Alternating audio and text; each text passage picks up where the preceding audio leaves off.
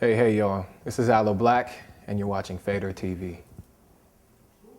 I have some photos from back in the day of my dad that remind me of being young and looking up to the male father figure in my life. And the music that he was playing during the time he was wearing those clothes was very much like the music in Good Things. And the music that the artists were wearing during the time of the late 60s and early 70s is very much like what I'm wearing now, and that's the style of music I think that's on Good Things, and it just feels like the right presentation for the music. It just feels right, you know.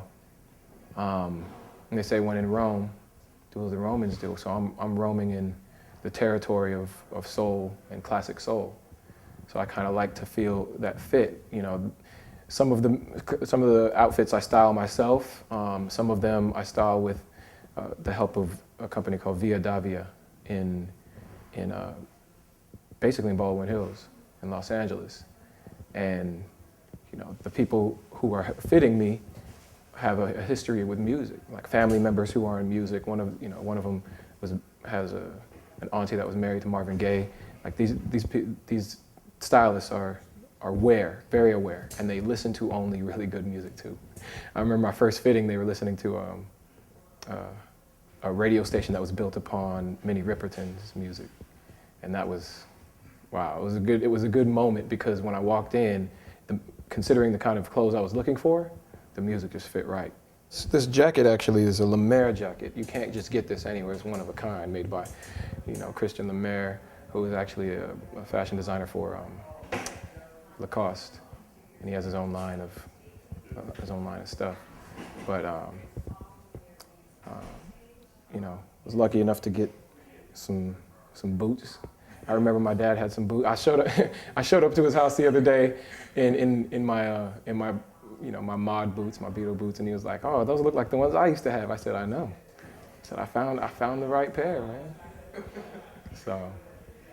My mentality as an artist from the beginning has always been do it yourself. I've never had the mentality of let me just get signed and sit back and lay back and wait for a label to do things for me.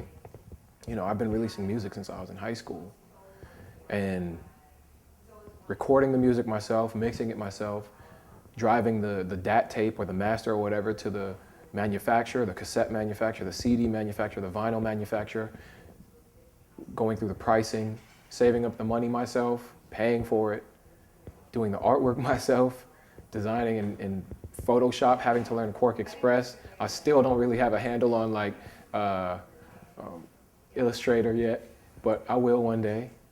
And then completing the project, releasing it, and going out, setting up the tours, making the contacts, the connections. I mean, the whole relationship with Stone's Throw came about because I saved up money and I flew to France. I made a connection in France. That connection in France hooked me up with a tour promoter in Germany, and that tour agent in Germany was touring Lupat. And on that tour, Madlib was missing. He was missing in action. He took time off to work on his Blue Note project, and I met Ono. I started recording with Ono, and so it's all do it yourself. It's all this mentality of no one's gonna hand you anything. If you really want something, you gotta go out and get it. And if you deserve it, you'll get it.